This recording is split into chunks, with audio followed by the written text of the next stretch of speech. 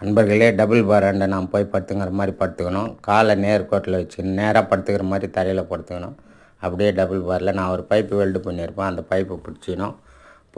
கோயிலெல்லாம் அங்கப்பிரவேசனம் பண்ணுவாங்க இல்லையா, அடி மேலே அடி எடுத்து வச்சுருவோம். அது மாதிரி அப்படியே முன்பக்கம் காலை எடுத்துன்னு வரணும். ஸ்டெப்பாக அதை பாருங்கள், நான் வைக்கிற மாதிரி வச்சு ஒவ்வொரு காலையும் மாற்றி வச்சு மேலே வரலையும் வரணும். தலை வரலையும் அப்படியே இந்த பக்கம் தலைக்கு எடுத்துன்னு வரணும் அந்த காலை. இந்த பயிற்சி நீங்கள் பார்த்துருக்க மாட்டீங்க, முதல் முறையாக நான் பண்ணுறேன்னு நினைக்கிறேன். ஓரளவு பண்ணியிருக்கிறேன் பாருங்கள், வரேன் பாருங்கள். ஸ்டெப்பாக கொஞ்சம் வர கையில் பிடிக்க முடியல, ஓவர்லோடு ஆகிறத கண்ணெல்லாம் சிவந்து போகுது. அதனால்